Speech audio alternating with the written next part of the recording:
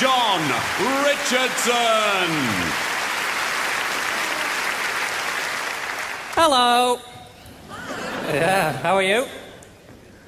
Let's start with the bad news. I'm afraid I sound like this. Just deal with it. You'll get used to it as this goes on. I'll be honest, you'll never fully relax while I'm on. There's going to be a tension in here. It's nice, isn't it? I heard so much before I came out here about how nice it was and how laid back everyone was, and I thought it can't be. And it is. Because I generally just hate everything. That's how I get through life, is just hate. Like in my car, I just horn all the time. It's just my way of asserting myself, because I'm small. You know, it's just my way of saying, screw you, society. The problem is I drive a Ford Fiesta. It's not the most masculine horn on the car market, that one. What's supposed to come out as screw you, society tends to come out as stop it!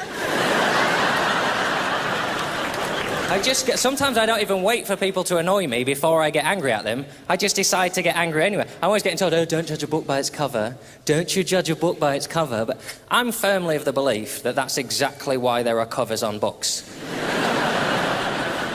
They exist purely so you can gain information about that book without having to read every frigging page inside it. I'll go as far as to say, if you don't judge a book by its cover, you're an idiot. You come home from the library and go, hey, John, I got this book, but I don't know what it's about because I don't want to judge.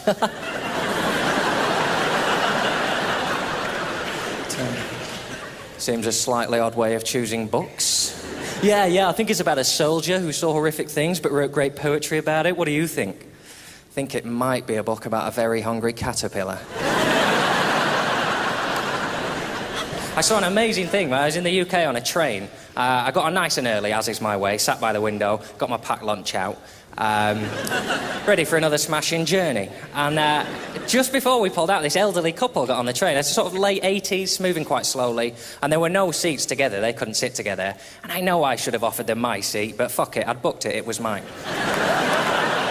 You don't get to that age without learning that trains get busy, right? I just sort of stayed where I was, I didn't look at him, and the man, he sat with me, so we were sat here, and the closest seat his wife could get, she was facing the other way on the other side of the aisle, she was about here. And I sort of thought, if you're with your partner there, you just check up on him every now and again, just go, oh, you don't mind facing backwards, you don't feel sick, shall I go and get us a cup of tea? Right. They said nothing for half an hour, which I was delighted, because I thought, there you go, that's what it's like when you've been with someone all your life. They're just glad to be facing in opposite directions for a bit. About half an hour into the journey, something happened which I will never forget. The old man, he looked up and down the aisle. He saw there was no one coming, leant over to tap his wife on the shoulder, smacked her on top of the head, and turned back around again. And I'm not talking about a playful little tap, right? I'm talking about a big old man hand on the crown of the head. Boof! And the speed of the pivot was what got my attention. Right, I mean, she knew what had happened. She knew he had just smacked her on top of the head. Right? She wasn't angry. She had a little smile on her face, right? She was waiting for him to turn back round so they could share the moment, right? But he didn't turn back round. No.